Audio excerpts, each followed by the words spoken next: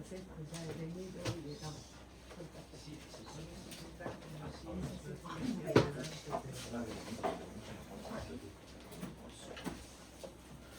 Cuando tiene una realidad totalmente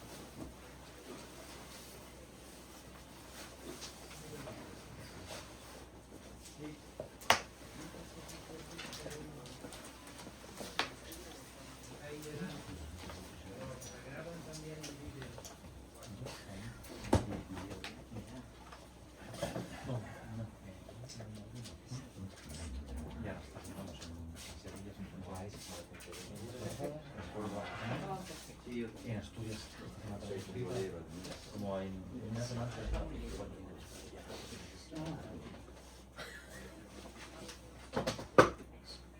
Yo creo que vamos a empezar, si estáis de acuerdo. Ambiente muy agradable, casi en familia, estamos muy contentos.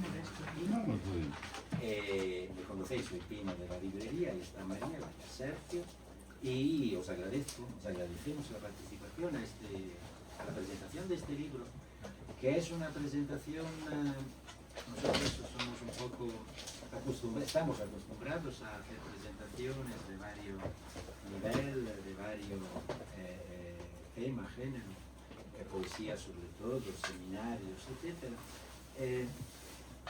Esta es una presentación que nos afecta emocionalmente, nos involucra emocionalmente más que muchas que hemos hecho. ¿Por qué? Porque somos italianos, hay probablemente que sentir, que reconocer, ¿no? esa herencia, esa presencia, esa origen, ¿no? También porque, por ejemplo, en mi juventud, cuando era un niñato de 5 años, estaba Pierpaolo Pasolini jugando justo en los prados, en los descampados de Roma, donde vivía. Y bueno, pues Pasolini es un trozo importantísimo de la historia literaria, cinematográfica, poética, cultural y política de Italia. ¿Por qué? Porque atraviesa una fase muy especial, muy particular. No sé qué nivel de conocimiento tenéis, evidentemente no os pertenece tenerlo en profundidad. La vivencia de esas fases, el conocimiento de los hechos que se construyeron en Italia en esa temporada es probablemente muy importante para salir de la evaluación de un Pasolini, como decir, literato o replegado en sí mismo, o aquello que nos ha derivado cierta crítica literaria posterior a su asesinato, que ha sido una subjetivación casi, ¿no? Una deriva estética casi del análisis de su trabajo, ¿no? Una casi conmiseración de su problemática homosexual o una consideración crítica, y tapar tranquilamente. ¿Por qué? Porque y establecer unas cuantas palabras de orden, como decir, generales, como es la mutación antropológica, y como son muchas temáticas que probablemente tienen una verdad fundamental, pero claro, cuando se queda solamente eso, ¿no? En la memoria, en el recuerdo y en la presencia de un autor que en realidad tiene facetas muy variadas e importantes, y que no lograremos en este encuentro de ninguna manera descubrir, solo podremos aproximarnos, solo podremos acercarnos a este prisma enorme, humano, político, digo yo, y lo subrayo, mucho, cinematográfico, poético, literario, etc. O sea, un punto de inflexión. Probablemente se me ocurre pensar en otros personajes que no tienen mucho que ver, pero cuya figura prismática de Crisol es muy parecida, como Barrocks o Benjamin, por ejemplo, ¿no? Personajes que no acaban nunca de descubrirse, no acaban nunca de verse a la luz, o que están atravesados por una difícil identificación o posicionamiento, y eso también puede ser una virtud, y esto también puede ser una gran ventaja. En ese sentido yo lo veo hoy, y evidentemente agradecemos profundamente, ¿no? por este sentido, por esta emoción, ¿no? A la edición de Petróleo hecha por Nórdica, que aquí representa el editor Diego Moreno, y que nos ofrece una posibilidad que cuando la vimos hace mes y medio, ¿no? nos dejó, vamos, encantados. Pensamos inmediatamente, nos salió así de forma instintiva. Dice, oye, vamos a presentarlo porque será bonito escuchar, será bonito leer algún fragmento, será bonito. No llegaremos probablemente a mucho, o sí, pero vamos a ponerlo en común. Y entonces, pues, un agradecimiento de verdad grande de nuestra parte. ¿Por qué? Porque es un libro que, vamos, es una piedra miliar, y yo creo que representa un must. Hay que tenerlo y hay que leerlo. Yo creo que la única forma de interpretar a Pasolini es leer. No, probablemente sobran, porque se han hecho demasiadas y se han superficializado, como decía. Pues la forma mejor de acercarse a Pasolini es leer. Y para esto las lecturas de tres amigos que han participado aquí, que agradecemos de todo corazón también, que son Cristina Santa Marina, socióloga y literata y también filósofa. Ignacio Castro, que es filósofo, escritor, y Javier Codesal, cineasta, escritor y poeta. Pues así que tenemos todas las herramientas para poder abarcar un pequeño momento, una horita y medio, que esperamos podamos participar y podamos leer. Una última cosa os quiero comentar. En una edición de 2016 italiana de Einaudi viene una introducción larga, la única que conozco de introducción que trata el periodo histórico italiano en todo detalle. Son 30 páginas que pueden ser pesadas, porque dice, yo no me acuerdo, no sé nada de esto, ¿no? Bueno, hasta yo y María, que hemos vivido aproximadamente en esa época, hemos encontrado que un 50 o un 40% no lo recordábamos. Y ahí está toda la trama, las conexiones que se movieron en Italia desde las bombas fascistas a las bombas del 62, del 70 y tantos, y la intromisión de la mafia, la gestión de los americanos, el delito Mattei, el CID, todos los servicios secretos, o sea, cantidad. He preparado estas 30 páginas en estos días, me he deleitado en traducirlas al español, al castellano. ¿Por qué? Porque me interesaba recordar efectivamente y corroborar, no una tesis, sino una realidad de un asesinato, realmente, ¿no? Entonces, pues, oye, aparte de haberlo corroborado, me gustaría ponerlo a disposición de quien quiera. Quiero decir, no lo voy a enviar a cualquiera, lo vamos a enviar a quien desee leer y documentarse realmente sobre lo que había, lo que hubo detrás y lo que vio realmente Pasolini. Muchísimas gracias.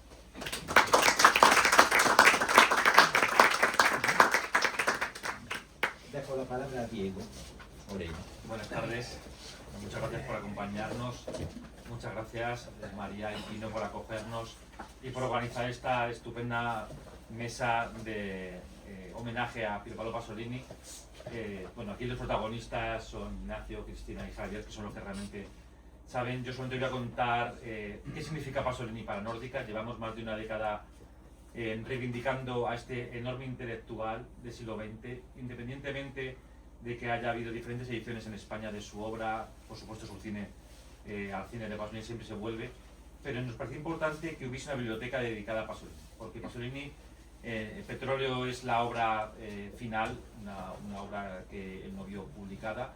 De hecho, la primera edición de Petróleo se publica en Italia en el año 1992, en España en 6 Barral en el año 93, y durante casi 3 décadas en Italia se está trabajando en la edición que hemos publicado nosotros, la de Galzanti, a cargo de María Carreri y Walter City. Eso quiere decir que la obra de Pasolini está totalmente viva en Italia y en España.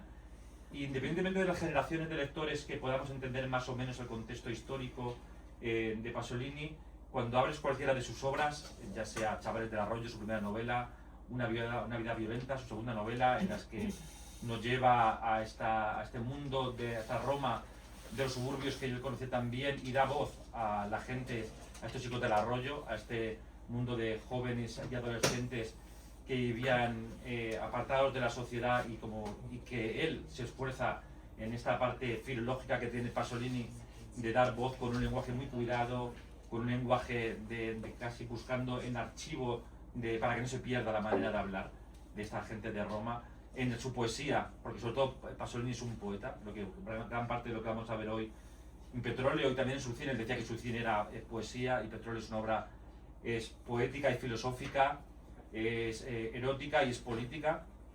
Es un libro que hay que intentar salirse de las etiquetas, creo que siempre con Pasolini. Creo que siempre intentamos en este mundo capitalista etiquetar todo para poder venderlo, y obviamente nuestro trabajo es hacerlo también, pero Pasolini se rompe continuamente con esas etiquetas. Cada vez que intentas hacer una sinopsis, contar a alguien qué es Petróleo, Pasolini te desborda, porque es un libro que hay que leer con otra perspectiva, con otra mirada. Y creo que el tiempo, estos 50 años del asesinato de Pasolini, nos permiten ver la obra en lo que es una obra de literatura. Una obra a la que hay que acercarse con mirada amplia.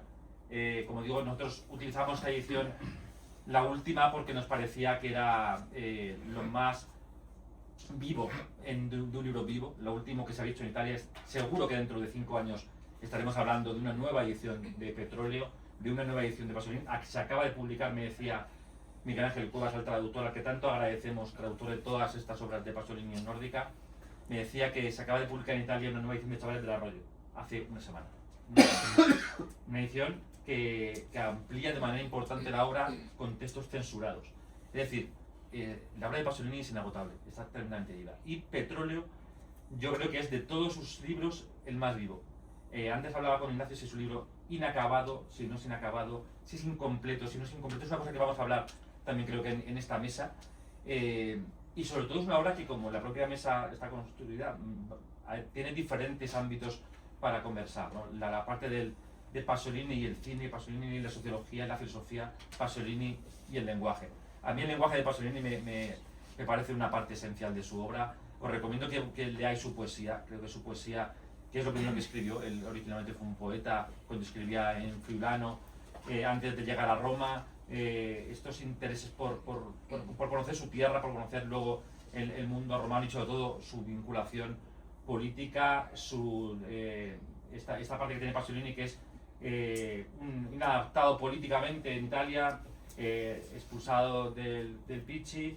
Realmente, posiblemente lo que le cuesta la vida a Pasolini es que nadie comprendía su obra en Italia.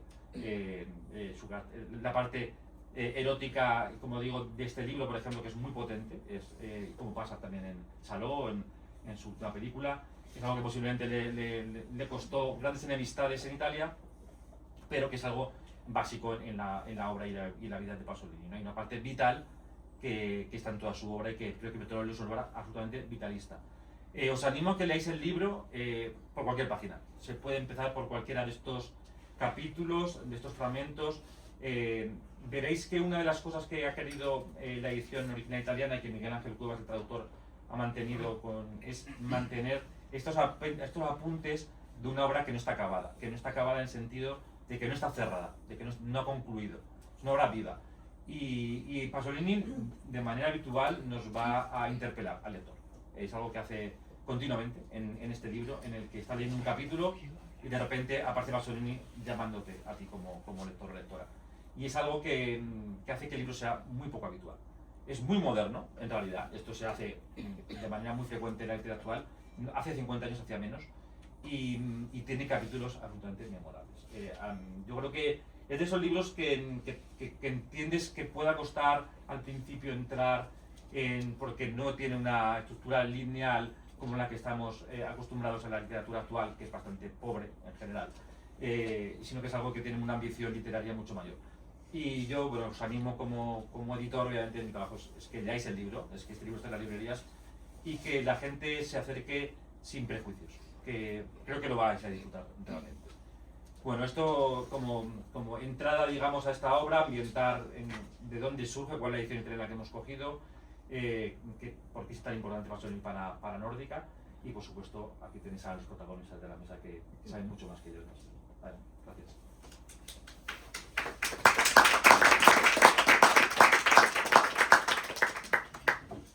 Bueno, pues como esto está puesto, Sí, ¿sí? no. Hola, hola.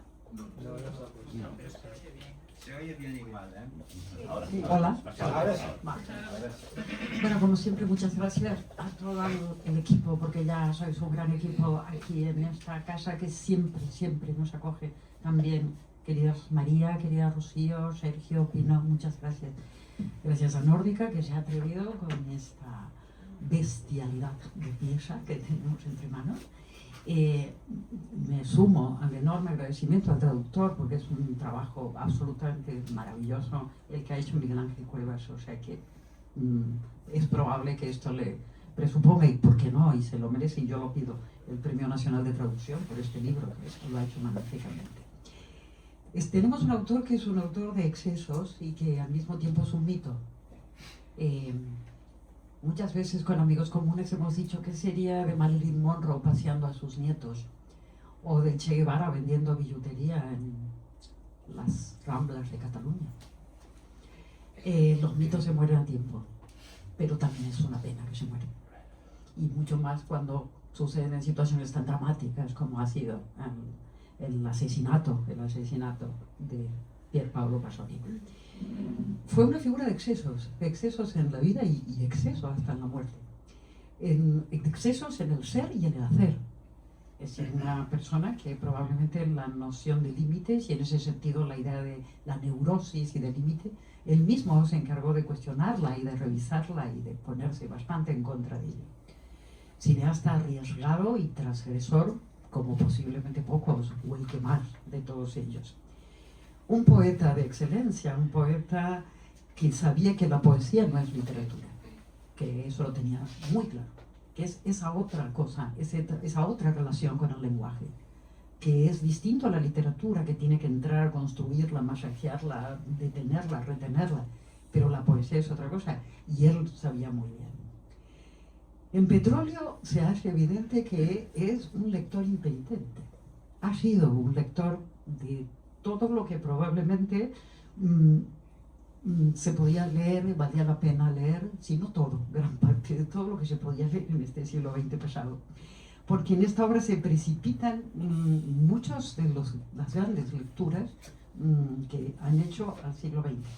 Por supuesto está Dante, comienza por Dante Alighieri, ¿por dónde no? Dante que vuelve tantas veces en la obra. Está Dostoyevsky, no el Dostoyevsky del canon, no de presentación, no de desenlace, sino de la coralidad, de un coro y de coros que vuelven y aparecen por otro lado, y luego aparece otro coro más y otro más. Por supuesto el Marqués de Sade, que atraviesa no solamente los capítulos o aquellas páginas que tienen que ver con la erótica o con la pornografía, con el sexo o con la sexualidad, sino toda la mirada despiadada que hay sobre el libro. Es una mirada muy, muy sadiana.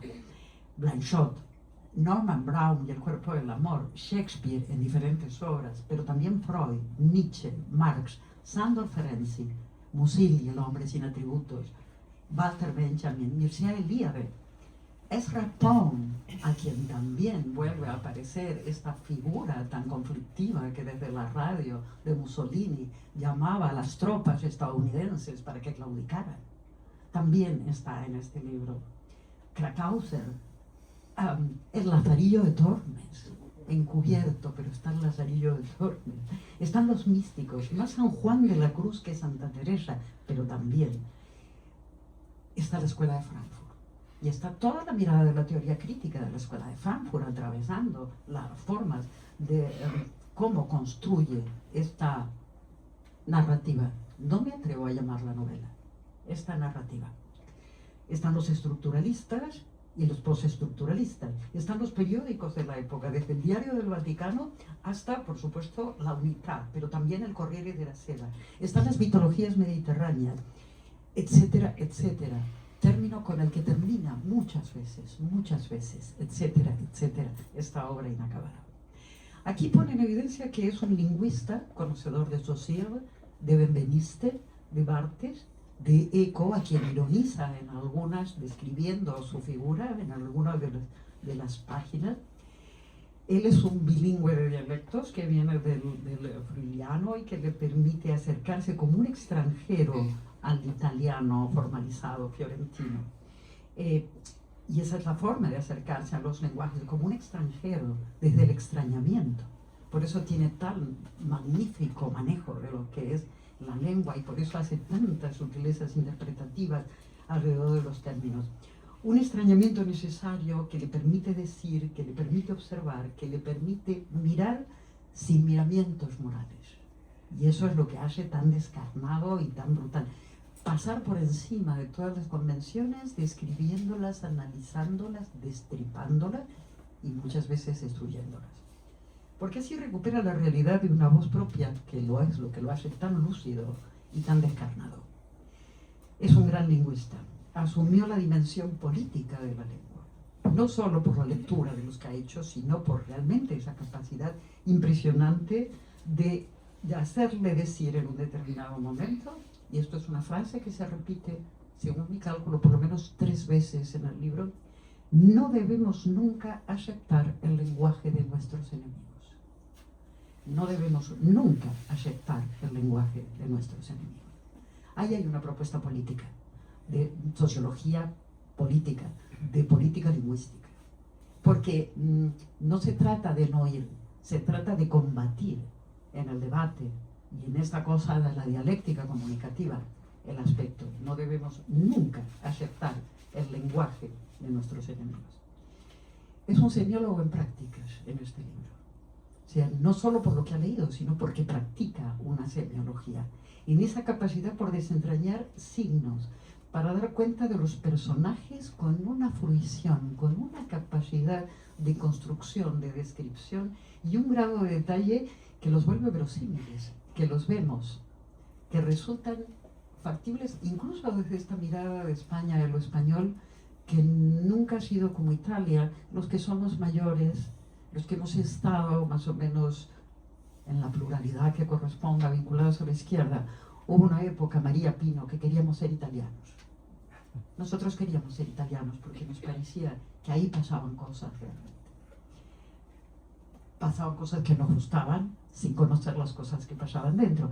Por eso los personajes, cuando hacen las disquisiciones de los personajes del sur frente a los del norte, de los barrios ricos frente a los barrios pobres, pero también de los barrios medios, la capacidad de descripción, de ruptura, de generar fronteras con las descripciones, con las construcciones de una lengua, de una poética de la verdad, porque es un lenguaje que construye esa realidad porque está pegado a esa realidad. Casi diría que hay muy pocas metáforas, que no hay metonimias, que la sinécdoque casi desaparece en este libro. Es un lenguaje que su poética es intentar ser el lenguaje de lo real. La construcción de los ambientes es absolutamente brutal y por eso se puede quedar en ella, y como decía Diego, uno puede entrar por cualquier página. Podríamos decir que está Cortázar también y Rayuela en esta y Bukowski, a quien no nombré, y ahora me parece que tiene que también nombrarse. construye ambientes exteriores e interiores, los barrios y sus fronteras, las diferencias entre los barrios burgueses, patrimoniales, pero los de la pequeña burguesía gerencial emergente, como esa cuestión en la descripción de los ambientes interiores, de las fronteras de los barrios, de la iluminación, del alumbrado público en los diferentes barrios, las interacciones sociales. Es muy difícil, lo digo de la experiencia de muchos años como socióloga, saber describir las interacciones sociales. Hay un ejercicio que normalmente los estudiantes de sociología siempre tienen que hacer, que se llama metodológicamente una observación participante. Bueno, aquí hay una mirada enloquecida, lo digo en el sentido técnico, no en el sentido moral, una mirada enloquecida acerca de lo que es la capacidad de describir formas de relación y de interacciones.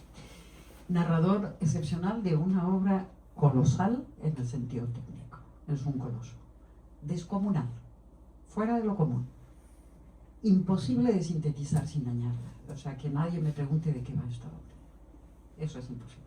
Y eso creo que es lo que la hace tan enorme y tan poderosa. Y que en la que confluyen, por otra parte, como adelantaba Diego, todos los estilos narrativos posibles.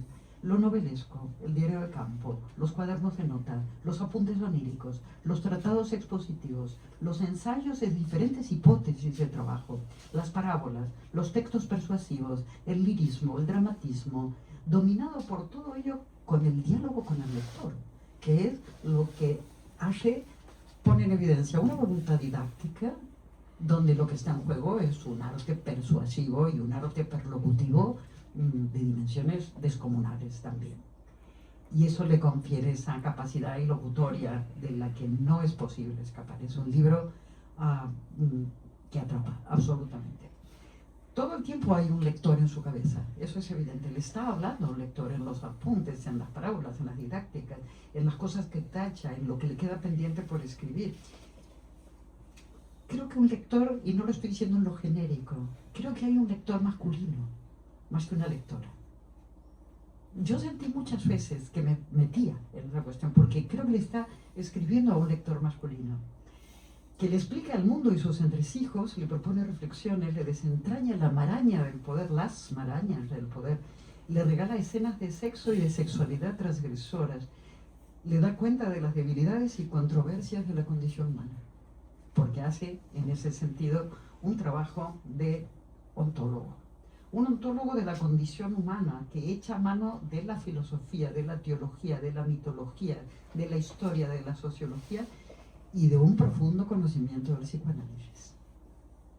Pero aún más, es el mismo el que se encarga de señalar que Petróleo no es una obra que tenga interés para la psicología.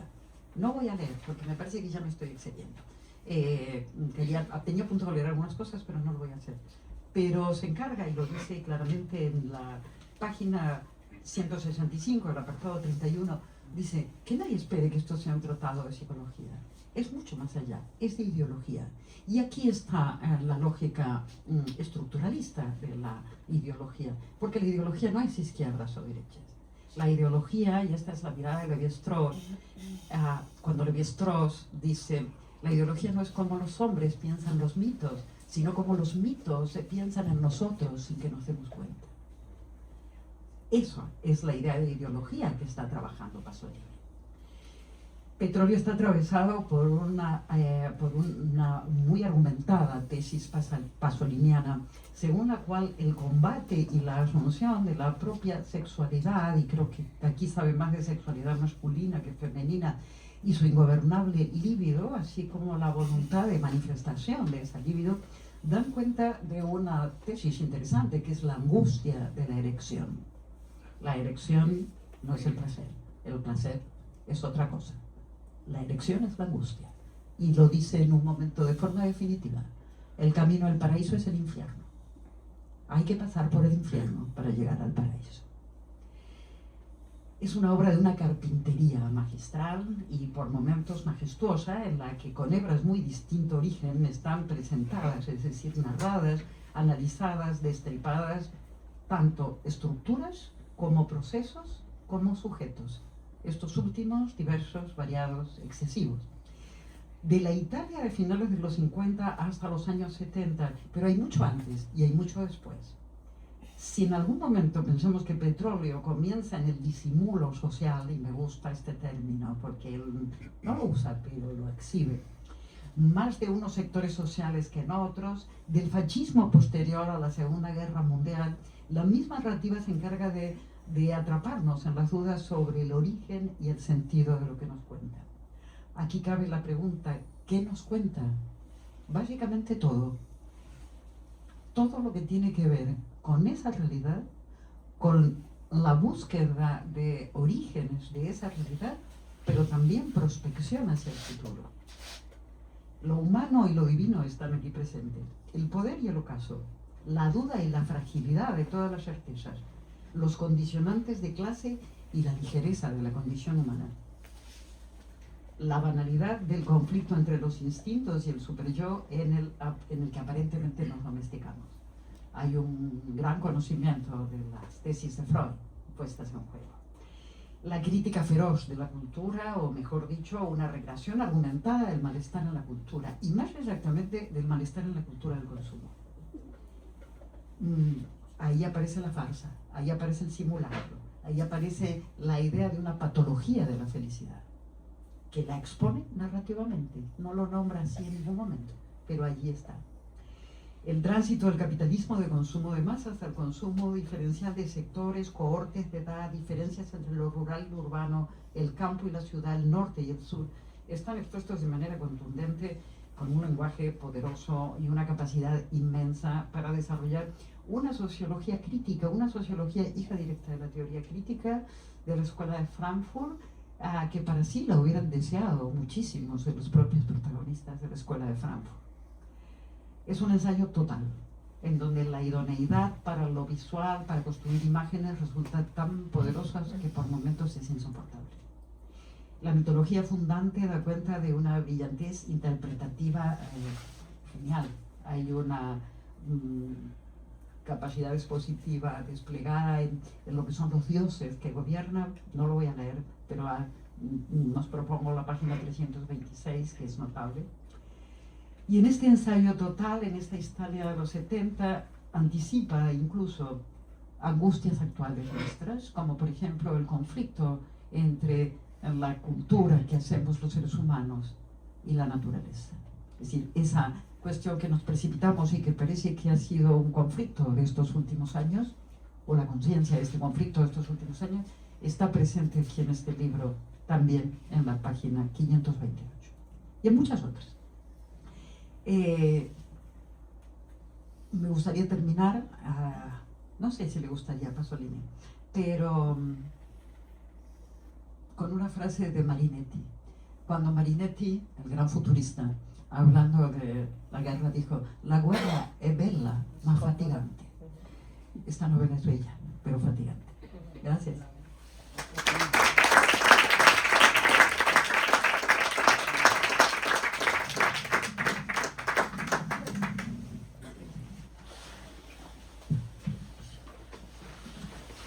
Bueno, buenas tardes. No es del todo fácil hablar después de Cristina y de Guido.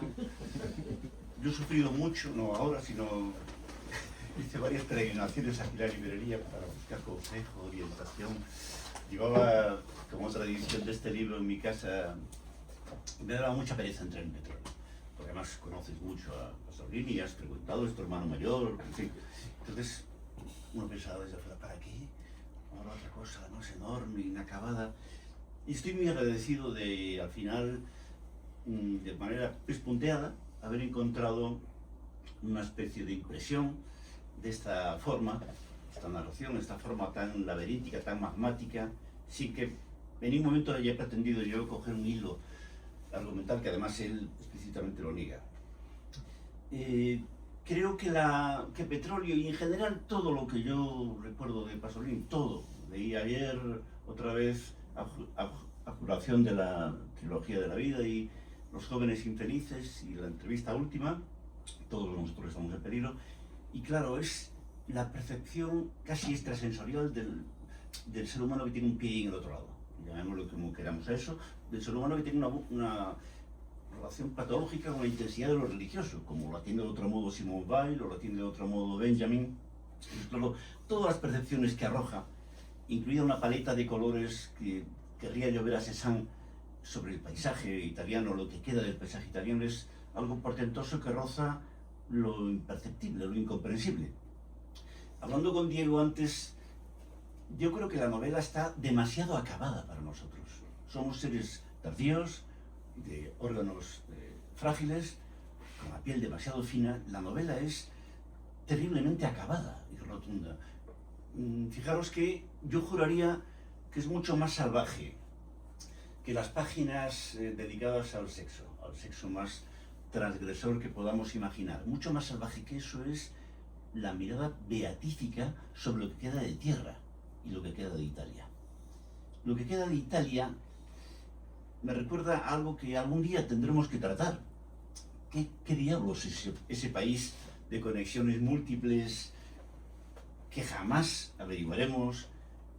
¿Qué diablos es ese país que no es Francia, tan ilustrada, tan racional, que no es España, tan si queréis, tan racional o tan mística, que es otra historia? Este país fronterizo con el bloque del Este, Yugoslavia, fronterizo con África, que tuvo el Partido Comunista mayor de Europa, hasta el punto de que todo Occidente estaba pendiente de Italia.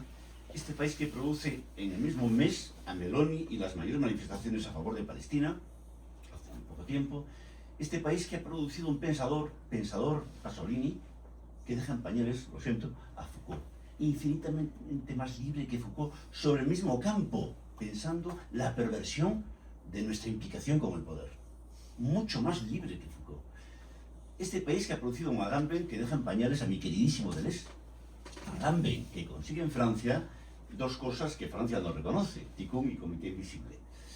Este portento de país, sin él, sin este fermento de base, que va de un extremo a otro, sin transición posible, de la mayor corrupción a la mayor radicalidad, casi mística, sin este trasfondo no se explicaría el portento que es este hombre.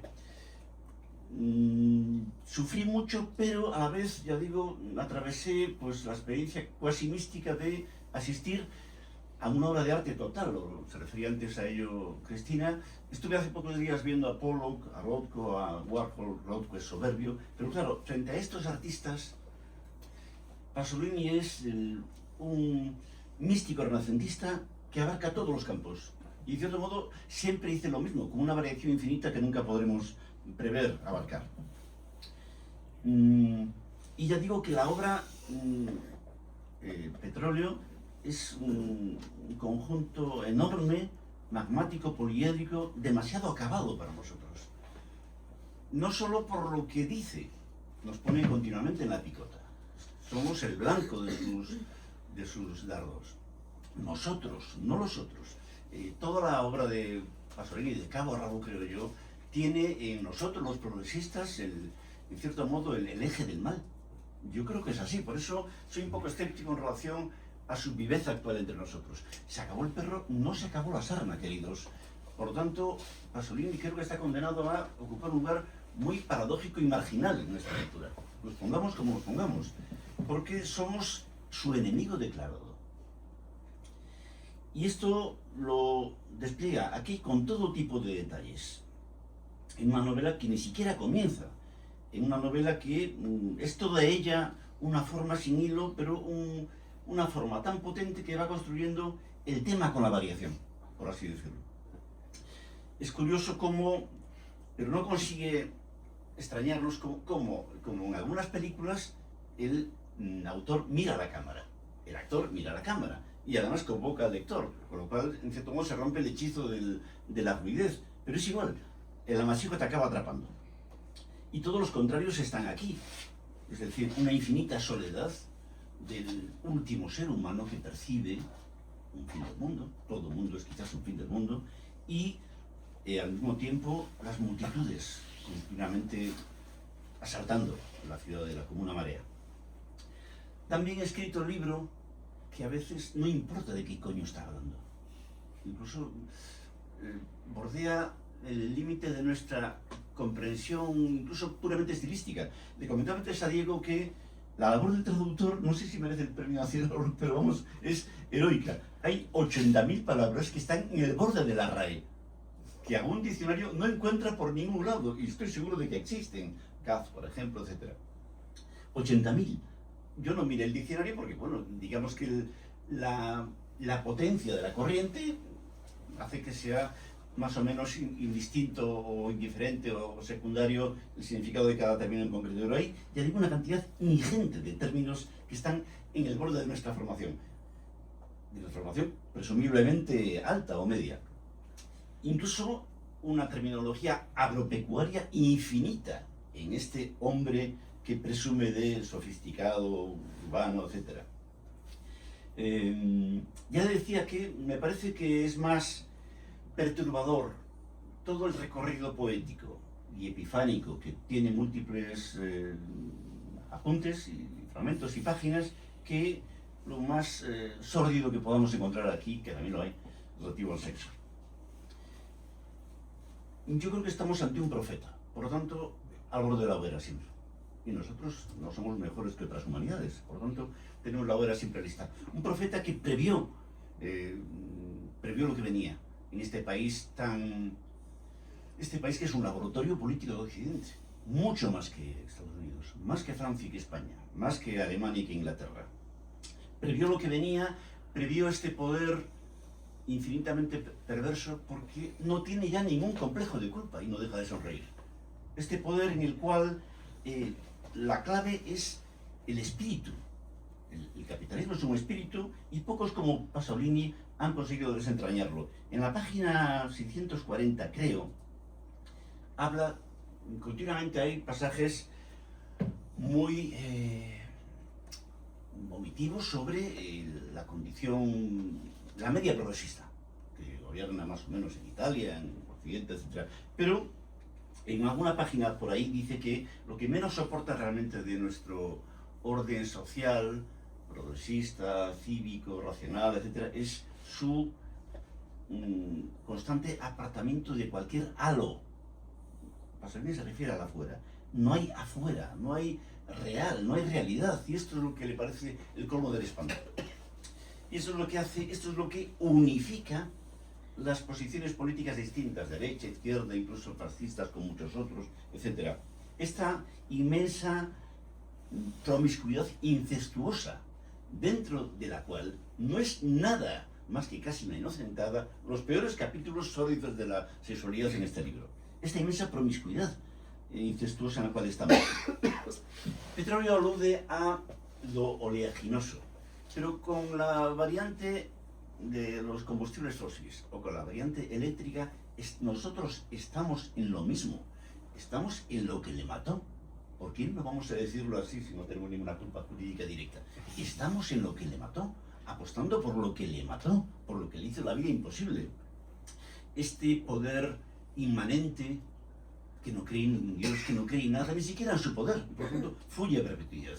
Este poder que se alimenta de su propia fragilidad, de su precariedad, del recambio perpetuo.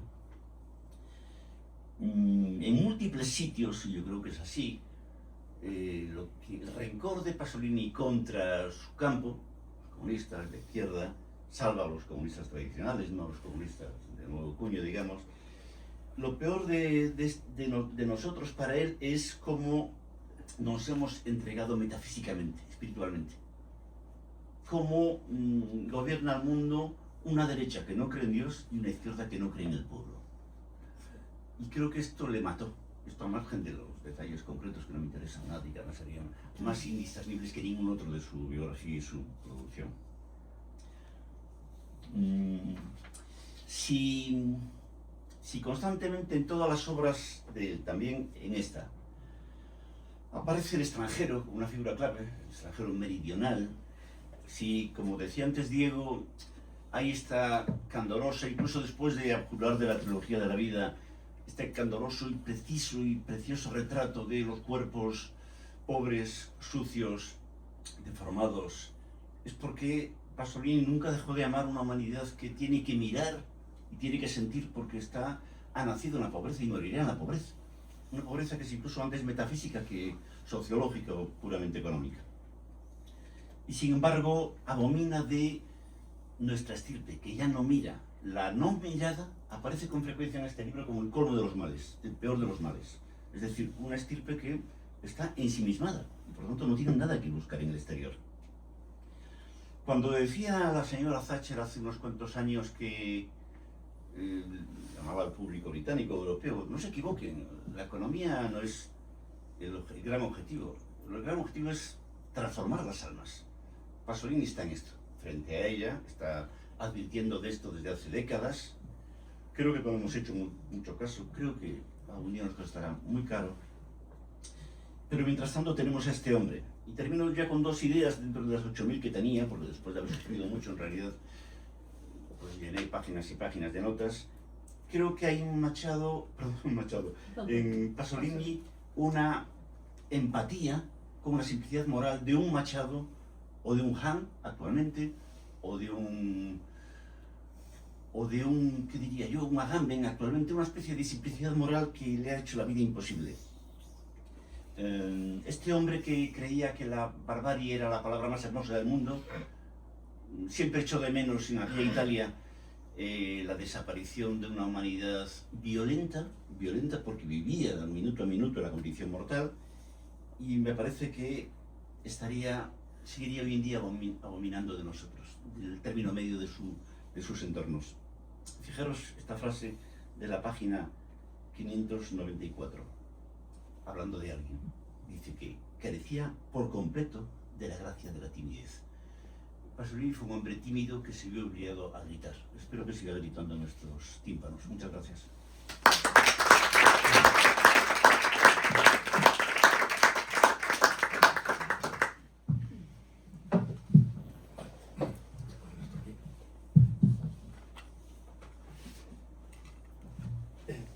Bien, bueno, cada vez más difícil, ¿no? Yo agradezco, por supuesto, la invitación, es un honor estar aquí y voy a leer, voy a leer mi lectura. Debería decir un par de cosas de entrada. Por un lado, simplemente para que se entienda, por un lado hablo desde mi posición, digamos, de afectado por Pasolini desde la juventud. Y por tanto hay algo un poco narcisista tal vez en todo esto. En segundo lugar, hace muy pocas fechas he estado haciendo una conferencia que recuperé de otra que hice en el año 2001 sobre el Evangelio según San Mateo. Y hago referencia en este texto también a esa pieza, lo digo porque si no se entenderá, que se titula Un cuerpo busca cuerpo en la imagen, Pier Paolo. Santo y profanado Pasolini. Lo he dicho y relincho.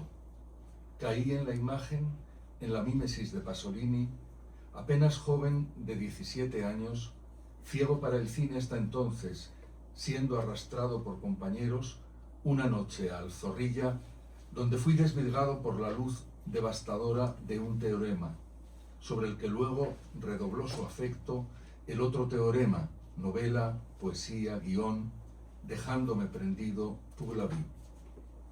Han pasado 50 años sin que la fuerza de trabajo del poeta, cineasta, haya mermado ni para mí ni para tantos, tantas veces volviendo al meollo escandaloso por santo y profanado de Pasolini.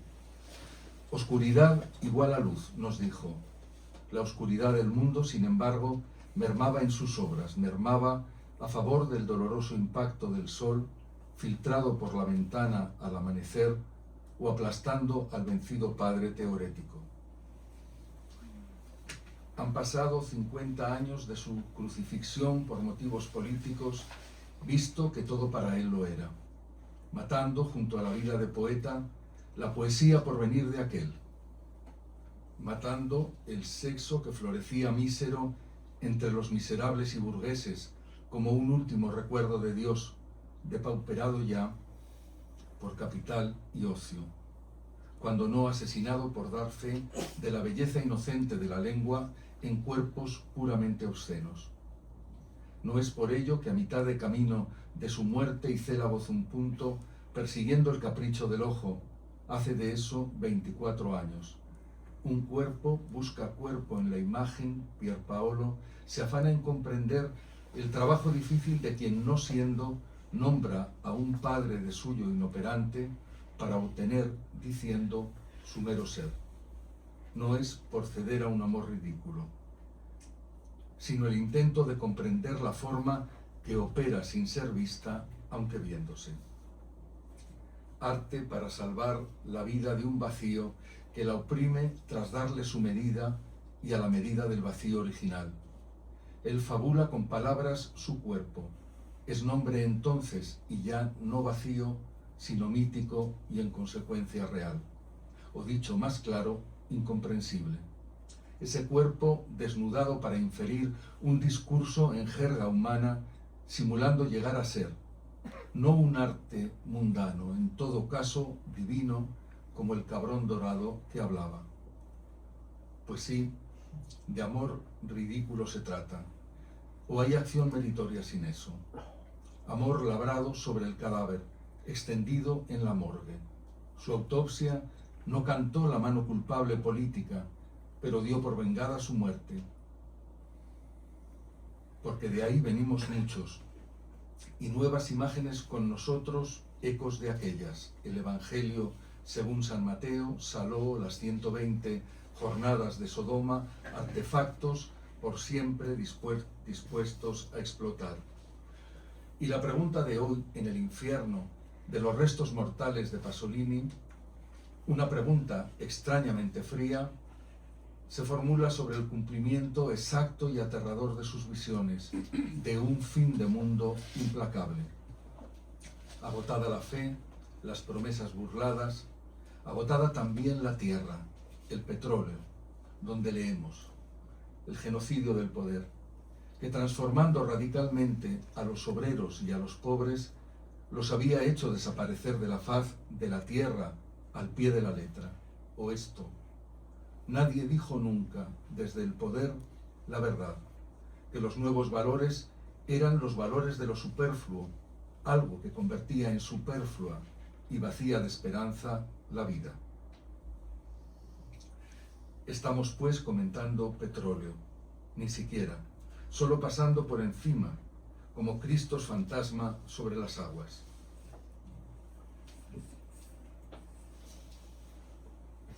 Sandro, el primero de los 20 a quienes Carlo chupará la polla, queda unido por el olfato al suave candor de la religión de mi tiempo. Mi religión era un perfume, en alusión materna intertextual. La gentileza materna se traslucía en cada gesto, en cada movimiento de Sandro. Se le había impregnado como un olor. E igual todas las pollas que van pasando a turnos, por ejemplo, ante la de Herminio se reflexiona. Era el perfume de un hombre muy fuerte y sano. Así tenía que llegar a ser, enorme, potente, cálida y olorosa. La mezcla obscena de semen y saliva no pierde su cualidad religiosa, pues aquel unto tenía algo de sacro, y porque a Carlo una polla se le seguía presentando en forma de milagro. Pero tal olor de santidad tiene un sustrato social, económico, cuya verdad exclusiva y excluyente para gentes como nosotros vemos a propósito de Pietro.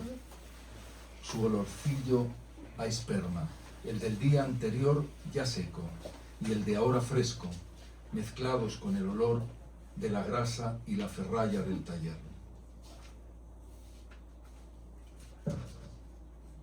La agudeza de Pasolini cineasta, pegada a los cuerpos, al poro, grano de la imagen y de la carne, ofrece en Petróleo un áspero antagonismo de lo anterior con, entre otros, unos comensales, democristianos, de derechas, neofascistas y mafiosos.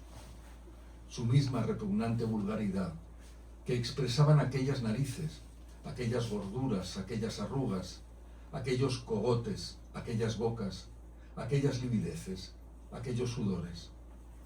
La cadena sustantiva representa no la carne jubilosa de unos zoquetes ansiosos por descargar su semen, sino que privada de amplitud sintáctica, cada palabra cae a peso muerto desustanciada por la culpa y sin aroma. Marcados por profusas gorduras o tirantes, por infaustas delgadeces, todos ellos se lo creían. Se lo creían como se lo creen los muertos. Pasolini destaca el vínculo íntimo y supremo entre pobreza y cuerpo, y cómo el cuerpo tenía las de ganar, preservado como estaba así en su pasta popular, que era cualquier cosa menos sentimiento de culpa, banalidad, vulgaridad. Y esto no versa de maniqueísmo, el bien, el mal, como al decir, solo en la pobreza se manifiesta, aunque ilusoriamente, la bondad del ser humano. Puesto que sí, de amor ridículo se trata cuando en Sandro, Carmelo o en el propio autor se destaca una mirada materna ablandada por unos polvorientos zapatos de punta que se te encoge el corazón. De manera que cada imagen da a ver en la misma extensión de su superficie un alma que es callo histórico o sagrado, algo como perdido, sofocante, que no era sino polvo de pobreza, o peor, un secreto que bien podríamos llamar histórico, y Pasolini se habría negado a escuchar a pesar de ser, con toda evidencia, cada vez más capaz de arrostrar cualquier consecuencia, habiéndose situado en la condición de no tener en sustancia nada que perder. Es cierto que ni escuchó ni publicó el secreto, y al margen de una alegórica confesión, condenando por ello sus libros a la ambigüedad, ¿no nos dice su muerte qué fue lo que escuchó? La violencia ejecutada en carne de Pierpaolo desvela el secreto que sin duda, como al profeta, le fue metido en la boca contra su voluntad y no era una polla. En primer lugar, por aguantar la auténtica experiencia que es sobre todo lingüística y por haber elegido la santidad, no una ficción de santidad, la poesía, no la literatura, y a sabiendas de que la fuerza política y la del cuerpo eran una sola fuerza. En efecto, si la fuerza del cuerpo es política, su extrema debilidad y muerte es la muerte de la política, pero no su fin, su revelación. Un momento aún para abismarnos en el apunte 62, primero en longitud, seguido cerca solo por el 55, la campa de Casilina. Los dos apuntes más amplios con diferencia que comparten la exaltación fálica de Sandro, Sergio, Claudio, Herminio, etc., hasta Carmelo. En ambos casos, la descripción de los espacios, minuciosa y prolija, se diría fotográfica, oponiendo la cálida emoción de las pollas con no lugares desastrados como basurales, y ello especialmente en el apunte 62, donde un travelling larguísimo produce cine radical. Carmelo, su disponibilidad y su disolución. Lo primero, el sexo, la destrucción de Carlo en una posición a la que se somete de buen grado. Mas luego el relato lo contrapesa, y es obvio el interés del autor por no cortar en mitades lo que según la ley del libro cabría dividir, pues las dos partes parecen necesitarse de un modo que llamaré profético para evitar delirante esa forma pagana del deseo. En resumen, tras el encuentro sacrosexual, Carmelo es secuestrado por dos matones y forzado a un viaje de mal pronóstico. Y en las notas que siguen al largo apunte, continuando el tema, se pregunta: ¿era Ostia, Fiumicino, Anzio o más lejos? Ostia.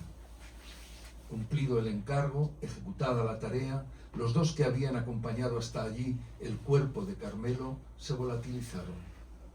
Si bien Carmelo no ha muerto aún, la forma literaria, el cuerpo, lo prefigura, y más cuando luego leamos Caronte. Junto a esto, para corregir lo escrito, mayor suspense mortuorio y de novela negra en el viaje. Ostia, un chapero, Carlo Pierpaolo, dos matones. ¿A qué nivel de representación, fábula, poema, profecía se asimila el relato de Pasolini? ¿Cómo pudo saber de su propia muerte en los alrededores de la playa de Ostia, con un chapero y matones implicados? Y porque no deberíamos nunca aceptar el lenguaje de nuestros enemigos, y menos en el contexto de desespero ante cosas anormales y crueles vividas ahora mismo en España y el mundo, doy oídos a una última cita de Petróleo. No hay futuro sin historia, y la historia es confusión.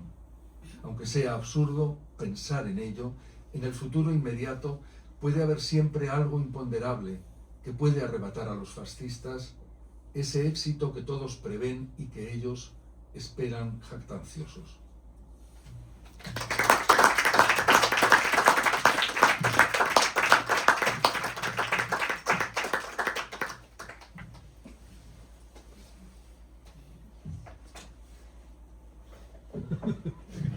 Difícil decir algo más.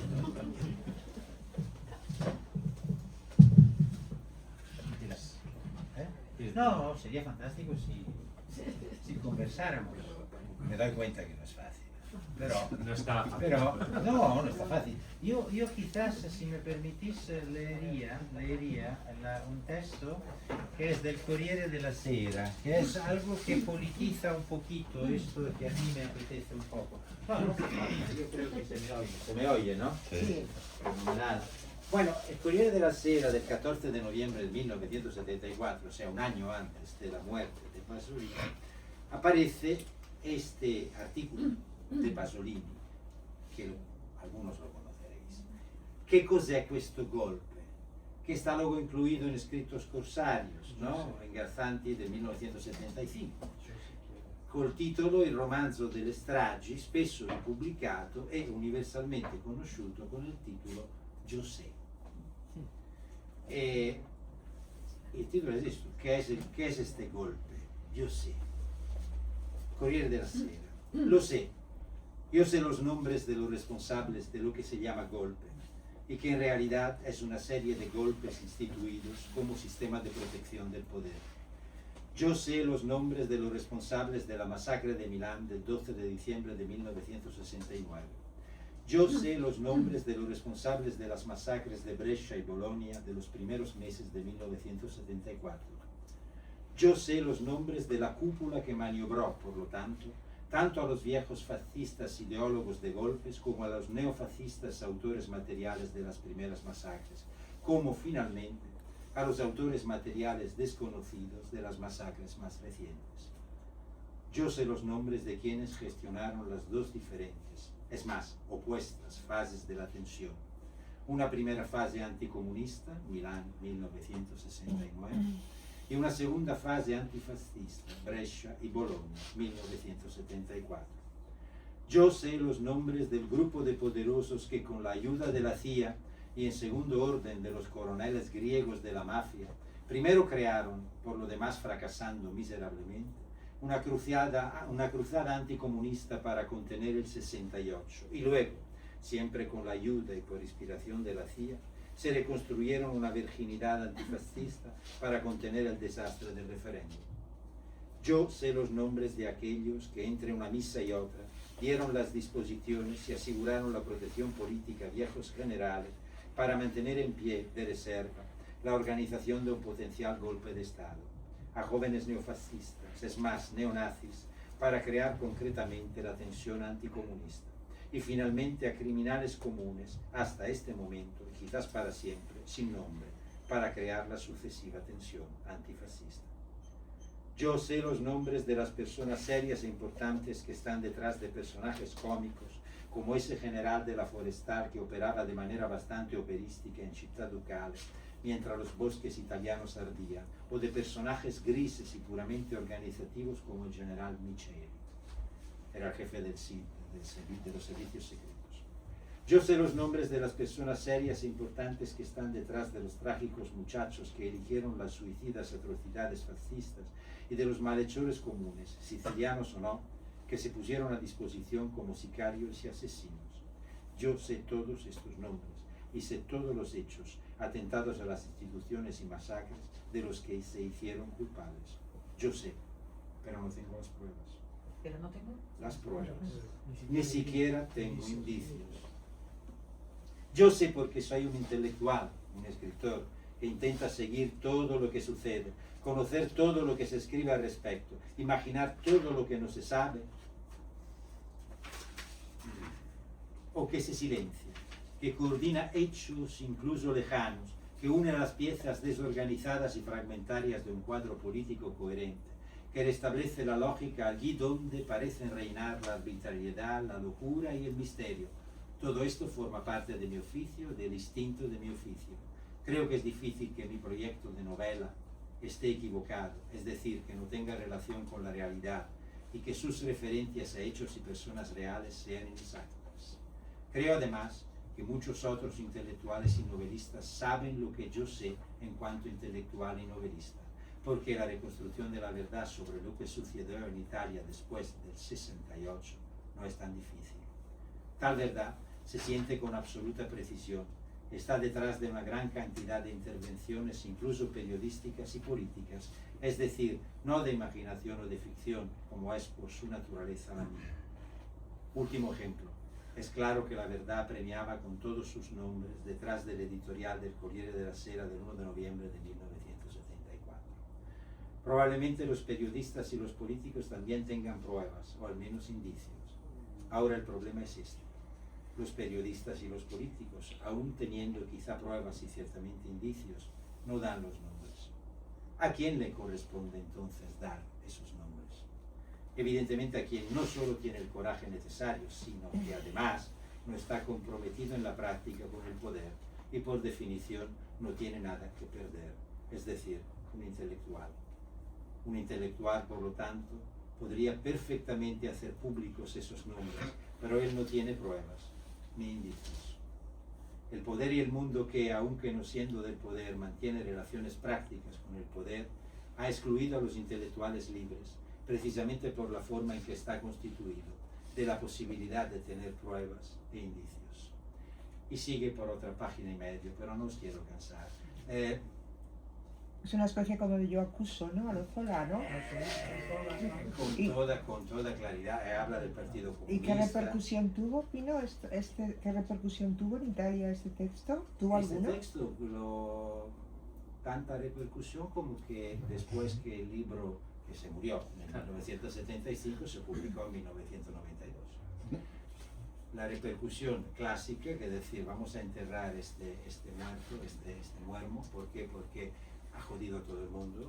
Ignacio tenía completamente razón diciendo que somos, nos interpela y nos acusa, ¿no? Pero yo creo que nos acusa desde un lado de una nostalgia mitológica y no de una acrimonia, como decir, humana. Conoce y es un gramsciano, o sea, sigue siendo un gramsciano también cuando sale del Partido Comunista. Quiero decir que él es un comunista, se afirma comunista.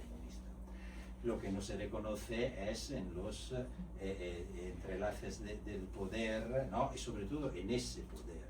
Y todo su discurso, toda su última parte de producción, en mi humilde opinión, es un discurso sobre el poder y en contra del poder, un análisis del poder. Pero todo petróleo. Todo petróleo lo es, absolutamente. Pero un poder que nos implica o no, o un poder que... Porque yo no niego en absoluto, seguro que la ingente cantidad de conexiones que él tenía hacen que se quede corto esa presunción de saber, no de inocencia, sino de lo contrario. Estoy seguro, autor muy odiado por ese saber, y estoy seguro además que Pasolini tenía una memoria exactamente animal, de todo lo ocurrido, lo infligido, pero creo que también se lo odiaba por su relación con el no saber. Creo que en esta sociedad tan elevada, tan civilizada, tan moderna, tan racional, tan geométrica, etcétera, etcétera, etcétera, etcétera, también se le odiaba por su relación mítica con una religión que según él no puede morir si la humanidad no quiere morir. Una religión, una relación con lo desconocido. Entonces creo que estamos en un laberinto de cuestiones que no nos lleva a ningún lado desde el punto de vista jurídico y policial y político, pero que creo que toda esta denuncia inmensa sobre el poder, para mi gusto, más penetrante que la de Foucault, constantemente nos pone en la picota a nosotros que nos creíamos salvados porque denunciamos a esto y lo otro. En fin, No, puedo comentar alguna cosa que Certo. me parece interesante. Cuando se habla de Pasolini y su acercamiento al poder o cuestionador del poder. En Petróleo estaba de alguna forma también investigando el episodio Mattei, que es un crimen italiano nunca resuelto. Mattei fue algo así como un superdirector de ENI, el ente que gestiona la energía en Italia, y Mattei había logrado una serie de acuerdos con países extra Italia. Es uno de los protagonistas Sí, del libro. Claro. Es uno de los Entonces, el asesinato de Mattei empieza a ser parte de por qué Petróleo empieza a molestar al real poder. Pero no solo al real poder en Italia, sino al real poder geopolíticamente hablando de, por ejemplo, las 7 compañías petroleras que se veían perjudicadas por la estrategia de Mattei. Mattei había llegado a acuerdos donde países árabes nacionalizaban su petróleo para negociar con Mattei y abandonaban a estas 7 petroleras como la Shell, la Texaco, todas estas otras. Esas 7 hermanas, exactamente, fueron quienes obligaron o forzaron, entre otras cosas, a fuerzas reaccionarias italianas y a los servicios italianos a atentar contra Mattei. El segundo del ENI, que sería como el segundo en la escalafón, Sheffice, integraba una logia que se llamó Propaganda Due, la P2. con conexiones con toda la parte oscura de la Italia, la mafia, la ultraderecha y todo demás. Entonces, es como ese pequeño insecto, digamos, aunque no es para nada despectivo, que se va acercando a la luz y la luz lo termina quemando. Entonces, Petróleo, existe una leyenda, un mito que tiene un capítulo que falta. Entonces, Un senador, Relámpagos. un senador de Il Forza 21 Delutri. Delutri dell'Ute. dice que en algún momento tuvo en sus manos el cartón, el manuscrito, o algo por el estilo. Nunca más se supo. No recuerdo qué número de capítulo es, pero evidentemente está ausente ese tipo de cosas. ¿Sí? Y la otra cosa que me parece que algo que nos permite Pasolini es dejar de pensar en derechas e izquierdas, y él piensa en términos de los de arriba y los de abajo. Y la línea entre los de arriba y los de abajo, cada uno la ubica donde la quiere. Pero su pasado, yo lo sé por haber tenido antecedentes en el campesinado friulano. El campesinado friulano no tenía, la izquierda nunca ha sabido leer un término pasoliniano que es el sotoproletariado, que es esa gente informal que el sistema El lumpen. margina, el lumpen es la palabra. Aquí habla. Y bueno, pero la izquierda no ha aprendido todavía que en sus análisis de la realidad el lumpen juega un papel importante. Siempre se olvida. Ni siquiera aprendió que el proletariado ocupaba un lugar. Bueno, está bien. Yo no me puse el cañón abajo. Perdón, ya paro ahí. Una última cosa. Nórdica piensa publicar Divina Mímesis, que es otro libro póstumo de Pasolini. Todavía no tenemos visto nada más. Ah, Tenemos que hacer la metodología en teatro para entrar en el teatro de Pasolini, pero no tenemos nada más. Y está el traductor recuperándose. bien. Todo. Porque tú mencionaste que Dante estaba Miguel Ángel presente. tiene muchas ganas de volver a Pasolini. Él en Divina Mímesis escribe su Divina Comedia. Ya.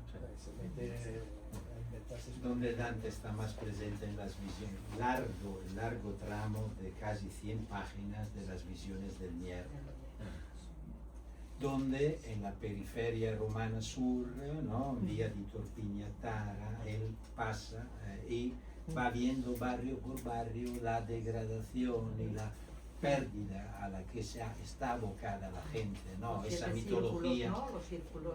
los círculos y los tabernáculos y todo. Sí, es interesantísimo. Hay varios libros dentro de Petróleo. Petróleo es infinito. Es una- Bueno, los señores y las señoras querrán descansar. Bien intervenir. Tenemos todavía 10 minutos, cuarto de hora. Sí, No sé, yo creo que Si una no- cosa que le hace odioso a Pasolini es su inocencia. Es decir, lo digo en serio, en este mismo libro que es La Leche. Es decir, que ayer repasé la entrevista que me enviaste tú y juraría, la repasé quizás no suficientemente. De la soberbia espesa, juraría que incluso ahí, horas antes de morir, él periodista amigo de Chinchat, irritaba su inocencia, irritaba la, ¿cómo decirlo?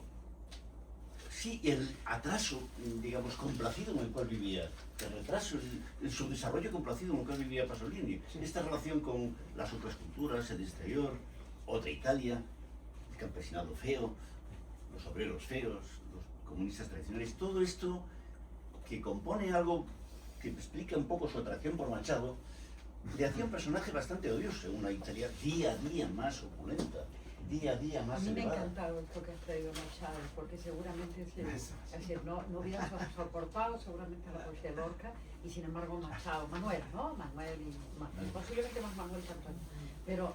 Pero no me creo nada la inocencia. O sea, no le creo nada. Una inocencia que... O sea, son hipótesis, Ya, ¿no? ya. O sea, quiero decir que a lo mejor tienes razón, pero yo creo que es de una sagacidad, de una capacidad, o sea, que tengo la impresión que es alguien tan sólido cuando yo, que no quise extenderme, esa cuestión de que me parece que hay tanto sabe, porque es Justin. Justin es una víctima sádica, que sabe que cada cosa que va a pedir va a fracasar.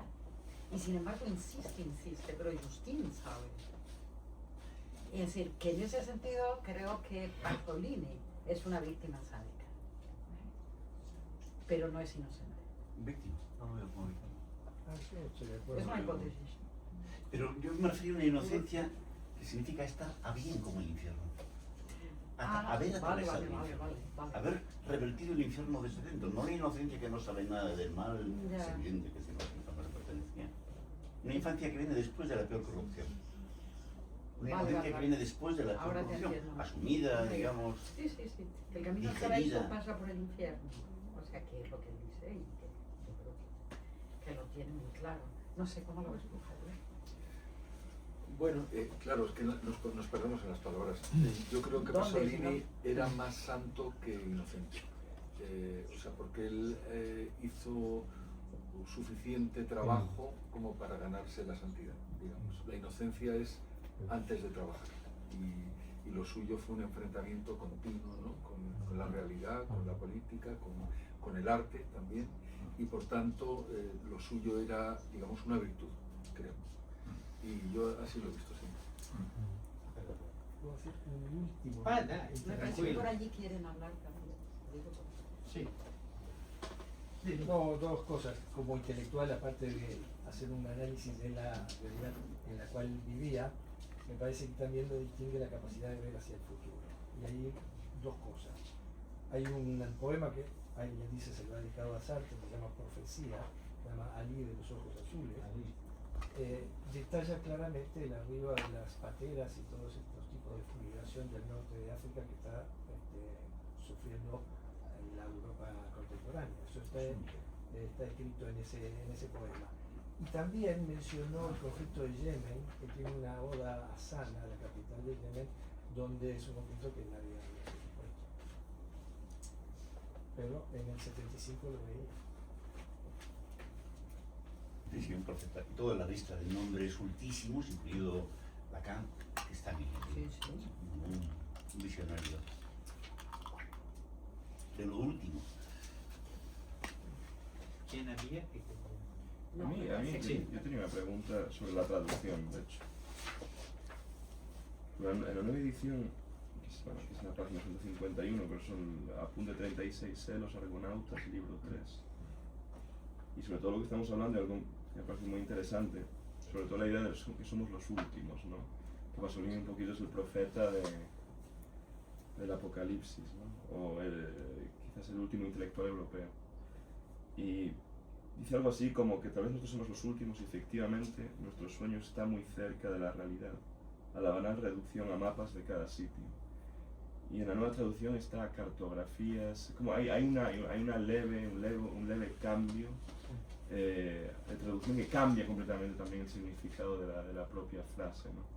Yo que no lo leí en italiano, entonces no sé cómo es. Sí, mira, que me parece muy interesante esa idea que es absolutamente contemporánea y sobre todo muy cercana al internet y a la inteligencia artificial o a lo que sea. Pero la idea de que somos tardíos, que hemos llegado también demasiado tarde, y que al final el mundo es simplemente una cartografía extensa que ya no tiene definición, ¿no? Y cuyo píxel está roto. No sé, a mí el libro, claro, yo casi tengo un fetichismo frente al objeto, ¿no? Creo que o sea, a mí me parece casi una cosa casi mitológica que a veces tengo miedo de abrir. Pero dentro del gravitas del propio libro hay un aura que también se va construyendo para poder acceder a un mundo que se nos prohibió o que perdimos, sobre todo mi generación, que no tenemos un recuerdo de lo que pasó. Y hay una puerta dentro de esa idea, más allá del propio texto, más allá de del desglose del poder pero el libro se siente como tener jet lag, ¿no? Sobre todo me encantan las escenas de avión, cuando va a Oriente Medio y el mundo empieza a transformarse y el tiempo a dilatarse y el clima se empieza a encrudecer, ¿no? Y un poquito a volverse más denso y más seco y más seco y más seco. Y no sé, para mí me parece una puerta interesante hacia otra cosa. Sí, la verdad es que toda esa, es imposible contar esa cuestión, pero esto que traes ahora de esos textos, ese perfil de los personajes que se encuentran allí, estos varones sin mirada. Sí. Es decir, hay una fuerza poética tan descriptiva, una descripción tan poética y tan fuerte, y la propia experiencia de Carlo en esos viajes, ¿no? Pero ¿no sentís que es una forma radicalmente diferente de retratar al otro, desde el yo europeo? Es decir, de retratar algo que no hemos... ¿A cuál? Dame un ejemplo. Diferente, digamos, al fotoperiodismo, diferente a la No, cinematografía de lo no, exótico, sí, claro, o mismo la literatura seria o cine serio de ahora, ¿no? Cine serio de autor, del autor europeo que va, o de las estéticas anticoloniales neoyorquinas, ¿no? Es decir, que hay una dignidad en el otro a través de una distancia que no intenta suplir con un concepto o con un discurso. Muy bien. Yo creo que eso es estupendo y esa es la capacidad que tiene para construir eso. Por eso son tan reales esa poética y son tan reales esos personajes, porque justamente no están tratados ni con cariño ni con desprecio. Claro. O sea, hay una distancia suficiente para que el otro realmente aparezca como otro.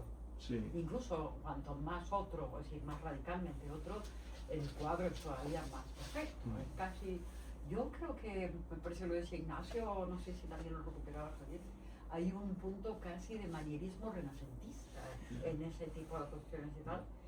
Y a mí, sin embargo, me trae lo que pasa que es un actor mucho más piadoso, porque yo tengo un amor por él, que es Calvino.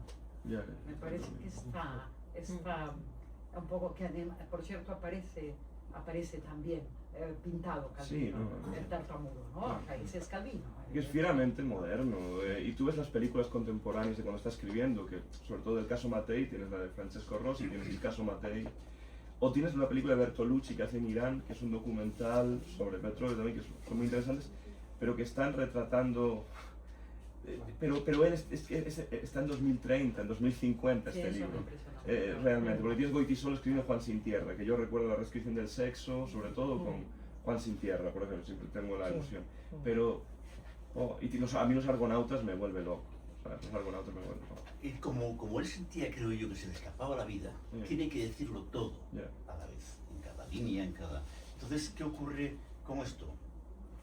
Aparte de que el lector se maree o no, una ley más o menos bien, quizás por el responsable, ocurre que los retratos del paisaje y de los rostros y de los cuerpos son de tan altísima definición, donde se entremezclan cosas teóricamente contrapuestas, que la ambigüedad es enorme. Y en cierto modo, todos los personajes que retrata así son salvados por su ambigüedad impolítica. Porque ves de repente un retrato hiper lacaniano de algo, de alguien, y claro, te quedas flipado, porque en 8 líneas han aparecido rasgos luciferinos, santos, y claro, al final el personaje resulta salvado por su infinita complejidad. Me gustaría leer un párrafo. Perdón, tú querías hablar, ¿no? Sí, yo quería hacer referencia a la escena de Nepal. La mirada del extranjero o del otro también destruye a quien está mirando. No sé si recordáis la escena en la que sale uno de un casino, se reúnen todos y al final todo se degrada como si fuera una epidemia generalizada dentro. Y por eso es una situación real, que él podría haber recogido una noticia de que estuviera. y que eso sucediera, una epidemia, ¿no? Pero también es esa mirada que, viniendo de otro sitio, cuando intenta captar la pureza, la inocencia de ese lugar, resulta que termina también por destruirla, ¿no? Entonces también habéis hablado de inocencia, pero también de cierto grado de culpabilidad. También existe cierto grado de Es que culpabilidad. hay algo de plaga bíblica en todo el libro. Hay algo de maldición divina o sí plaga, epidemia que se extiende. Hay algo de... La peste, hay algo Claro, de hay algo de la peste, hay la algo de peste. El pánico que sufrimos en algunos días raros del COVID está elevado a la enésima potencia en algunas páginas del libro. Como si hubiera habido si hubiéramos cometido o la humanidad fuera portadora de un virus que terrible, es ¿no? justamente ser la humanidad. Ese es el virus. Me gustaría leer un párrafo pequeñísimo, o sea, que es una escena que tiene que ver con el jardín medieval, entonces es toda esa cuestión de la cierta recuperación de una mitología constituyente de la condición humana y de los vínculos y del sistema de las relaciones. Dice, en redondo, un poco más atrás, todas frontales estaban la obediencia, la paciencia, la resignación, la piedad, la alegría, la buena voluntad, la salud, pero también la desobediencia, la arrogancia, la ruindad, la crueldad, la rabia, la violencia, la enfermedad. Eran todas hermanas, tenían los mismos ojos salvajes y risueños, los mismos gestos plebeyos y gentiles, el mismo sentimiento, ligero y casi jovial, de vergüenza por la propia existencia. Es impresionante, o sea, quiero decir, es fundamental. Gracias. Este ejemplar es de Ignacio. Se nota bien. ¿Puedo preguntar una cosita muy breve? Cristina, Sí. no, lo decía porque tenemos tiempo. Sí, la Antes última, sí. has dicho muy de pasada algo que yo creo que es muy importante cuando has dicho que crees que el libro está dirigido a lectores, no Sí. lectoras. Me parece muy interesante que lo desarrolles un poco. Sí.